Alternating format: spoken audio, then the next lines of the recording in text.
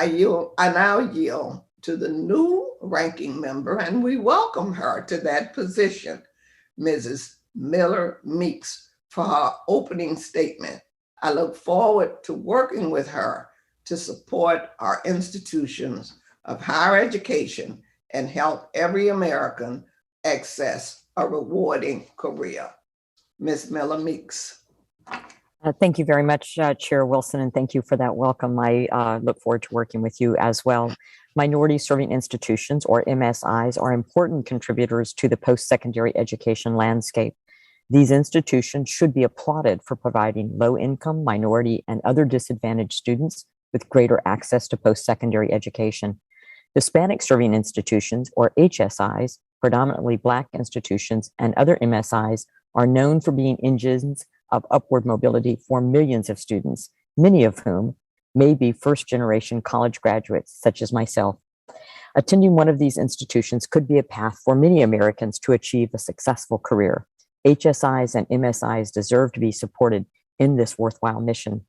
The COVID-19 pandemic put many colleges and universities through extreme challenges and hardships, including lower than usual enrollment and financial strain. I've been impressed to see how some post-secondary institutions are rising to the occasion in a way that is beneficial to their students. We must encourage more colleges and universities to develop their own strategic plans for holding themselves accountable, cutting costs, and supporting the students and the institutions they serve.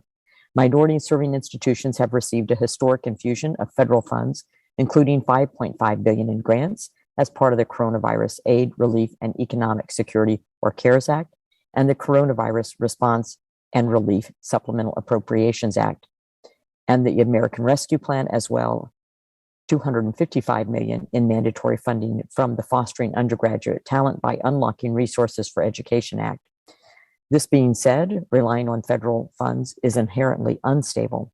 That is why it's important to encourage these institutions to be more innovative in the way they use taxpayer dollars to develop strategic business models and diversify their revenue stream, and work with the private sector to help students complete their programs and excel in the workforce.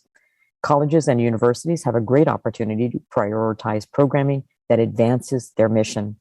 Cutting back on administrative load and extraneous programs and targeting their investments towards high impact strategies with proven outcomes for student success will help these institutions both stay afloat and drive down the cost of tuition for their students. These institutions might also consider refocusing their course offerings and degree programs to align more closely with the needs of their workforce, and we'll hear about this today. We're going through a historic labor shortage. While the importance of the soft skills gained through traditional higher education cannot be understated, they should be incorporated into programs that focus on developing technologies, high-skilled trades, and other in-demand programs needed to repair our workforce pipeline. Making these adjustments will attract more students and provide better outcomes. More colleges and universities should focus on helping our nation's future workers develop the skills necessary to succeed in today's workforce. With the cost of college rising and outcomes not always meeting students' expectations, we need to institute more transparency in higher education. No institution should be exempt from accountability, and that includes HSIs and MSIs. To foster access, accountability, and completion for low-income and minority students seeking post-secondary education, we must reform the Higher Education Act to ensure institutions take more responsibility for the outcomes of their students. I know President Davidson has engaged in many of these difficult conversations and has been successful in tackling these issues head-on. I look forward to hearing more from her in a few minutes. Thank you so much, and I yield back my time, Madam Chair.